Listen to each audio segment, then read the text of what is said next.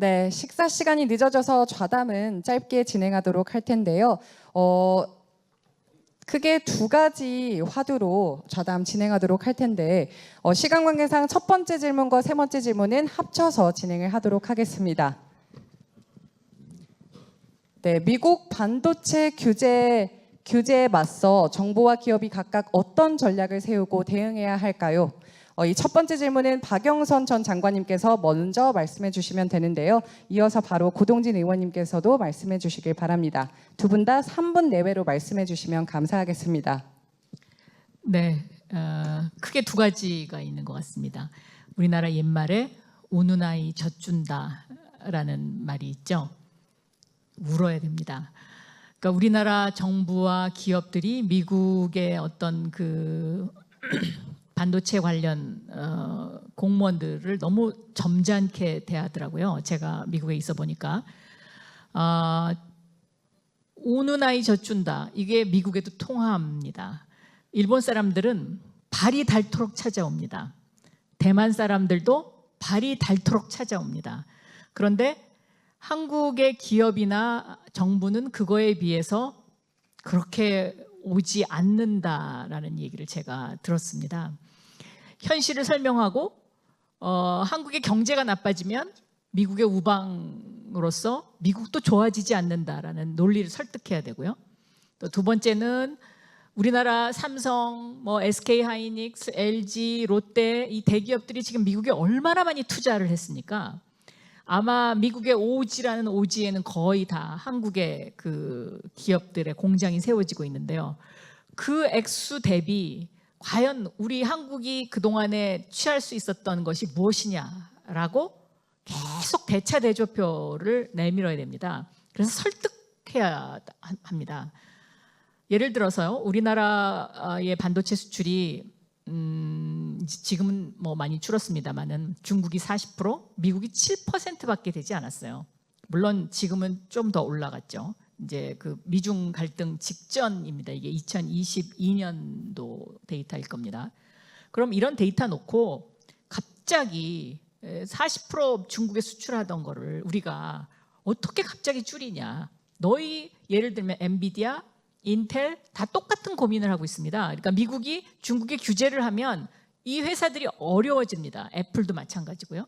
그러면 이 애플, 인텔, 엔비디아 다 찾아가서 미국 상무성에다가 자기네 이렇게 하면 회사가 죽는다고 계속 읍소하거든요. 우리도 그렇게 저는 해야 된다 생각하고요. 두 번째는 아까 반도체 국가위원회 만드시겠다고 하셨는데 기업 간에 서로 각자 생존 전략으로 가서는 절대 이길 수 없습니다. 그러니까 구심점이 있어야 되고 그 구심점에서 각 기업이 서로 정보를 교환하고 협력해서 팀플레이를 해야지 지금과 같이 그냥 개별 기업이 접근하는 방식으로 해서는 절대로 지금 이 미중 갈등 속에 한국이 우리의 몫을 계속 유지하면서 지켜나갈 수 있느냐, 반도체 주권을 지켜나갈 수 있느냐 굉장히 힘든 상황입니다. 그리고 제가 이것은 미국 현지에서 느낀 것이고요. 예를 들어서 하버드 케네디 스쿨에서 작년에 반도체와 관련된 커다란 포럼이 3번 있었습니다. 일본의 경산성 관리가 직접 와서 홋카이도 프로젝트를 설명합니다. 대만의 교수, TSMC의 담당 고위 임원들이 와서 직접 TSMC의 앞으로의 미래를 설명합니다. 그런데 한국 정부나 한국의 기업은 그 어느 누구도 단 한 번도 오지 않았습니다. 저는 이것이 우리의 현재의 모습이다. 그렇기 때문에 좀 더 적극적으로 모든 것을 임해야 된다. 이렇게 생각합니다. 네, 이어서 고동진 의원님께서도 말씀해 주시기 바랍니다. 미국의 반도체 규제 관련해서 저는 가장 중요한 게 기업의 경쟁력이라고 생각을 합니다. 뭐냐면 지금 그나마 대한민국이 특히 이제 반도체 관련해서는 메모리가 있기 때문에 국제 어떤 서플라이 체인 공급망에서 이 정도 대우를 받고 있지 않을까 저는 그렇게 생각을 하는데 두 번째가 그러니까 기존에 우리가 제가 아까 이제 잠깐 말씀을 드렸는데 우리가 잘할 수 있는 거를 더 잘해야 된다. 즉 지금 메모리 반도체가 SK 하이닉스나 삼성전자가 전 세계에 거의 뭐 70%, 80% 가까운 시장 점유율을 가지고 있는데 여러분들이 아까 제가 언급한 그 HBM이라고 하는 것, 이게 하이 밴드위드 메모리가 메모리예요. 근데 메모리를 적층으로 쌌어요. 근데 메모리를 적층으로 쌀 때 그냥 쌓는 게 아닙니다. 이게 소프트웨어가 굉장히 쫓아가줘야 돼. 그러면 여러분들이 심플하게 생각을 하면 뭐 HBM 같은 거 엔비디아가 만들어 달라고 그랬으니까 만들어 준 거지. 그 이상도 아니고 그 이하도 아니. 그렇지가 않습니다. 앞으로 이 메모리가 그러니까 지금은 이제 엔비디아가 저렇게 뜬 이유는 지금 GPU예요. GPU가 패러럴 프로세싱을 하게 하면서 이게 AI 쪽으로 발전될 거는 젠슨도 몰랐어요. 그 제가 직접 얘기를 나눈 거니까. 근데 스탠포드대 분자 물리학 이 분석하는 친구들이 이걸 갖다 써보니까 이게 굉장히 이거 된 거고 그걸 뒤늦게 알거든요. 이 얘기는 뭐냐면 반도체 안에서 아까 이제 뭐 기업도 뭉쳐야 돼 그거는 좀 당연한데 이 기업은 자신의 경쟁력을 끊임없이 높여서 국제 무대에서 어느 기업이고 삼성이고 하이닉스 삼성을 찾게 만들어야 됩니다. 그게 가장 중요하고 지금 그 변곡점이 온 게 메모리의 커스터마이제이션 쪽으로 아마도 그게 흘러가게 될 거예요.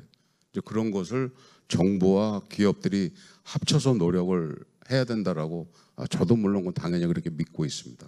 그리고 이런 아까 말씀드린 그런 법안을 통해서 위원회에서 그런 것들을 적극 지원하고 그런 노력들을 우리가 많이 해야 된다라고 생각을 합니다.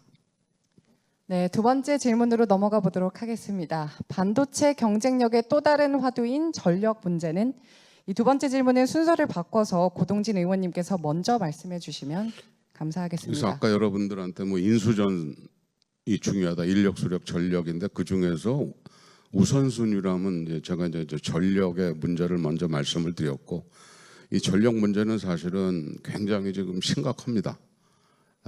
그래서 지난 몇 개월 동안 관련된 내용을 이렇게 쭉 쳐다보니까 그러니까 뭐 SK 하이닉스 같은 경우고 용인에다 한 거는 그 일반 산업단지로 하면은 그 회사가 전기나 용수 이런 것도 갖다 끌어와야 돼요. 그 대신 그 일반 산업단지는 이제 도지사가 허가를 해주기 때문에 그 토지를 정리를 하고 난 다음에 그거를 다른 쪽에다 매각을 할 수도 있고 거기서 얻는 차익이 있기 때문에 또 그런 전기나 수도 이쪽에다가 또 투자를 할 수 있는 거고 그 삼성전자가 한 거는 이제 국가산업단지로 해서 이제 한 거로 알고 있는데 그러다 보니까는 이 국가에서 용수라든가 전력 문제를 지원을 해주는데 이 전력 문제가 지금 얼마나 심각하냐면은 지금 뭐 아까 이제 처음 시작은 LNG하고 수소로 합쳐서 같이 쓴다라고는 했지만은 이것은 그 탄소를 유발을 하기 때문에 그러면 적정한 대안은 뭐 재생에너지하고 결국 원자력인데 우리한테 그거 송전선 끌고 와서 할 수 있는 가장 현실적인 대안은 6, 7년 안에는 뭐 원자력이고 그 다음에는 아리백으로 가져가는 그런 단계를 밟아 나가는 게 옳지 않겠는가 현재는 그렇게 생각을 합니다. 네, 박영선 전 장관님께서도 한 말씀 부탁드립니다. 네, EUV 장비를 독점하고 있는 ASML이 올 초인가요?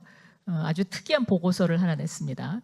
한국의 반도체 업체들이 재생에너지 부분에 있어서 상당히 문제가 있다라는 거죠. 그럼 이 ASML이 왜 이런 보고서를 냈을까? 이것을 저는 좀 곰곰이 우리 정책 당국에서 좀 따져볼 필요가 있다. 그리고 지금 인도에 인텔 공장이 세워지고 있고요. 또 독일에도 세워지고 있고요. 미국이 이제 뭐 삼성전자, SK 하이닉스, TSMC 또 뭐 마이크론 해갖고 다 새로운 그 반도체 공장을 다 세우고 있지 않습니까? 그러면 이것들이 완성되는 해가 2030년 정도에 이제 풀 가동이 될 그런 대체적으로 이제 보면 그렇게 될 텐데, 그럼 그때 이 공장들이 어떤 에너지를 쓰느냐, 이게 아마 굉장히 포커스가 될 겁니다. 이 공장들은 대부분 다 재생에너지 위주로 간다는 어떤 그 계획이 다 세워져 있죠. 그런데 우리가 용인 클러스터를 발표하면서 이 전력 문제와 용수 문제와 관련된 디테일이 없이 이것을 발표했다는 것이 이제 끊임없이 아마 논쟁거리가 될 것이다라고 생각하고 있습니다. 왜냐하면 이것이 해결이 안 되면 결국은 이것이 반도체 경쟁력하고 결부되는 부분이니까요. 그래서 저는 정부에서 마치 이제 이 반도체에 대한 보조금이 전력 부분으로 이렇게 이제 요즘 보면 포커스되는 그런 느낌이에요.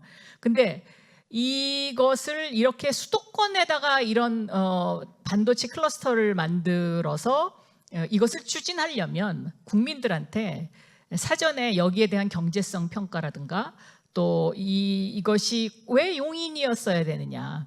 아까 보면 화성에서도 화성도 갈 수 있고 평택도 갈 수 있고 경기 남부 지역에 여러 지역들이 있는데 그거에 대한 국민적 설득이 저는 굉장히 중요하다라고 생각하고 있습니다. 예를 들어서 미국이나 일본 다른 나라들의 보조금을 주는 그 보조금에 보면 원칙이 있습니다. 그러니까 예를 들면 그 TSMC가 들어간 규슈의 구마모토 같은 경우에는 인구 4만 명의 아주 조그만 마을이고요. 그리고 그 바로 옆에 소니 반도체 공장이 있죠. 그러면 거기에 유치를 하고 거기에 보조금을 주는 국가적인 어떤 논리가 있습니다. 지방을 발전시키고 그다음에 여기를 어떤 전력을 끌어서 어떻게 하고, 근데 우리는 이런 어떤 디테일을 국민들한테 제대로 설명하지 않는 이제 좀 그런 좀 그 단점이 저는 있다라고 생각하고요. 또 두 번째는 삼성전자가 용인 클러스터에 들어가는 그걸 보면 파운드리를 만들겠다고 하는데 이 파운드리가 평택에 지금 짓고 있던 것이 중단됐거든요. 그럼 이게 왜 중단됐는지에 대한 설명이 저는 필요하다. 그래야 국민들로부터 어떤 특정 기업에 대한 이것은 특정 기업을 몰아주기 위한 것이다라는 어떤 그런 국민적 비판에서 좀 더 투명해질 필요가 있지 않나. 그리고 이제 SK 하이닉스 같은 경우에는 용인 문제가 그 문재인 정부 시절에 이미 2019년도에 이것이 허가가 난 것이고 그 당시에는 그 수도권 집중의 그런 어떤 정책에서 이 허가를 내주기까지 상당히 어려움이 있었는데, 그러면 그 SK 하이닉스가 그 당시 2019년에 허가가 났는데도 지금까지도 용인의 전력 문제와 이 물 문제가 완전하게 해결되지 않았습니다. 그럼 그렇게 않은 상태에서 지금 이것을 국가산단으로 만들어서 국민들로부터 국민의 세금을 쓰게 되면 결국은 이것이 이제 전력 값으로 다시 옮겨 붙게 되고 국민 한 사람 한 사람의 어깨에 다 이것이 이제 배분이 되는 그런 문제이기 때문에 저는 이것은 굉장히 단순하게 생각할 상황은 아니다. 그래서 이런 어떤 그 전체적인 경쟁력 부분, 반도체의 경쟁력 부분과 용인 클러스터와 관련된 이 부분에 있어서의 디테일이 필요하고 국민적 설득이 필요하다. 저는 그렇게 생각하고 있습니다. 네. 네, 반도체 전략과 승부수를 주제로 토론을 진행해 주신 두 분께 다시 한번 힘찬 박수 보내주시기 바랍니다.